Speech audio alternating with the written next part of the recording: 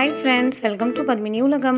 இன்னைக்கு நம்ம சேனல்ல என்ன பார்க்க போறோம்னா ஒரு சிம்பிள் அண்ட் ஈஸியான ரெசிபி தாங்க. குழந்தைகளுக்கு ரொம்ப பிடிச்ச ரெசிபி. ஈவினிங் ஸ்நாக்ஸா கூட நம்ம அத பண்ணலாம்.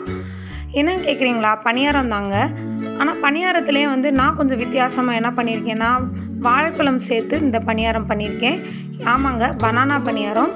இதுக்கு என்னென்ன தேவைன்னா பச்சரிசி ஒரு 250 கிராம். இதை தண்ணியில் ஒரு 2-3 தடவை நல்லா கழுவிட்டு அதுக்கப்புறம் ஊற வச்சுருக்கேன். ஒரு 2 to 3 hours ஊறினா போதும். இந்த மாதிரி வாஷ் பண்ணிவிட்டு நல்லா அரிசி க்ளீன் ஆனதுக்கப்புறம் தண்ணி ஊற்றி ஒரு 2 to 3 hours ஊற வச்சுடுங்க. ஊற வச்சதுக்கப்புறம் அந்த அரிசி தண்ணியை நல்லா வடிகட்டி எடுத்துட்டிங்கன்னா இந்த மாதிரி இருக்கும்.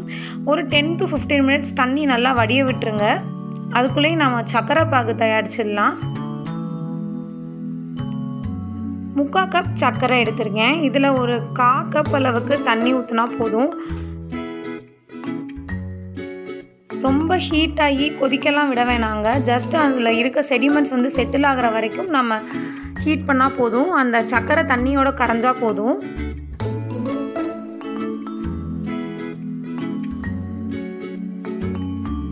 இந்த வீடியோ உங்களுக்கு பிடிச்சிருந்தா மறக்காமல் எங்கள் சேனலை சப்ஸ்கிரைப் பண்ணிடுங்க ஃப்ரெண்ட்ஸ். இப்போ பார்த்தீங்கன்னா சக்கரை பாகு ரெடி ஆகிடுச்சு. இதை நம்ம வடிகட்டி எடுத்துடலாம்.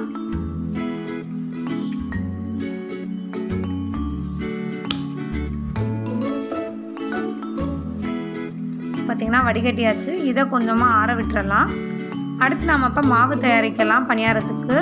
நாம் இப்போ 10 to 15 minutes ஊற வச்சுருந்த அரிசியை நம்ம மிக்ஸி ஜாரில் போட்டுக்கலாம்.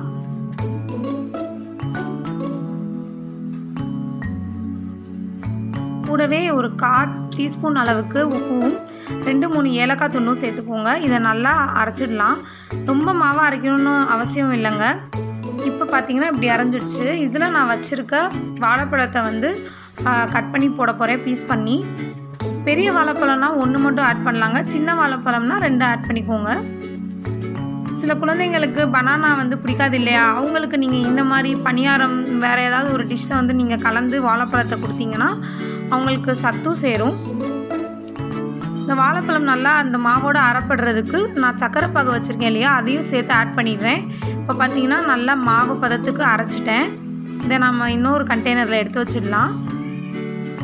கொஞ்சம் திக்காக இருக்கிறதுனால நாம் என்ன பண்ணுறதுனா நம்ம வச்சுருக்க மிச்ச சக்கரை பாகு இருக்குல்ல, அதை கொஞ்சமாக ஆட் பண்ணி ஒரு பேஸ்ட் லெவலுக்கு நம்ம வச்சுக்கலாம்.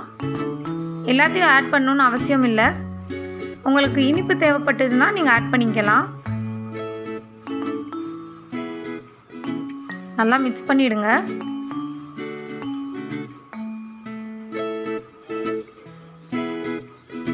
பார்த்திங்கன்னா நல்லா மிக்ஸ் ஆகிடுச்சு. இந்த கண்டெய்னரை க்ளோஸ் பண்ணி வச்சிடலாம். வச்சுட்டு ஒரு 6 to 7 hours நம்ம வச்சிட்டோன்னா அதுக்கப்புறம் நம்ம பனியாரம் சுட்டோன்னா நல்லா டேஸ்ட்டாக வருங்க. இப்போ பார்த்திங்கன்னா 6 மணி நேரம் ஆயிடுச்சு. நம்ம இப்போ பனியாரம் சுடுறதுக்கு எல்லாம் எடுத்து வச்சிடலாம். உடனே நீங்கள் சுடணும்னு நினச்சிங்கன்னா நீங்கள் பேக்கிங் சோடா வச்சுருக்கீங்க இல்லையா, பேக்கிங் சோடா ஆட் பண்ணி உடனே நீங்கள் சுடலாம். 6 to 7 மணி நேரம் நம்ம ஊற வச்சுருக்கிறதுனால பேக்கிங் சோடா ஆட் பண்ண தேவையில்லைங்க. இப்போ ரொம்ப கொஞ்சம் திக்காக இருக்கிறதுனால நான் மிச்சம் இருக்க சக்கரை பாகு கொஞ்சம் ஆட் பண்ணி கொஞ்சம் பேஸ்ட் லெவலுக்கு கொண்டு வந்துடுறேன். இப்போ பனியாரக்கல்லை வச்சு கல் நல்லா சூடானதுக்கப்புறம் இந்த மாதிரி எண்ணெய் ஊற்றிக்கோங்க.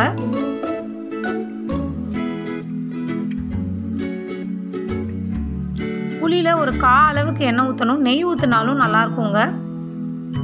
நான் நல்லெண்ணெய் யூஸ் பண்ணியிருக்கேன். இப்போ பார்த்திங்கன்னா எண்ணெய் காஞ்சிடுச்சு. இந்த மாதிரி நம்ம வச்சுருக்க மாவை குட்டி குட்டியாக ஊற்றிடலாம். கொஞ்சம் கொஞ்சமாக ஊற்றினா போதுங்க, ரொம்ப நிறையா ஊற்றிட வேண்டாம்.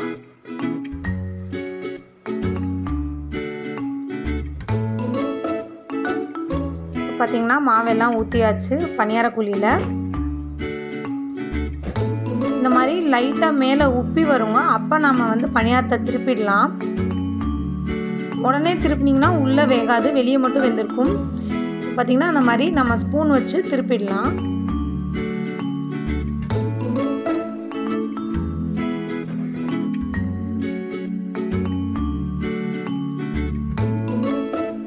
வெளியே ப்ரௌன் கலரில் இருந்ததுன்னா நல்லா வெந்துடுச்சுன்னு அர்த்தங்க.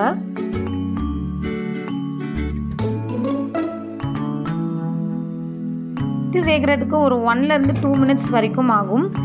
இப்போ பார்த்திங்கன்னா நல்லா வெந்துடுச்சு, எடுத்து வச்சிடலாம்.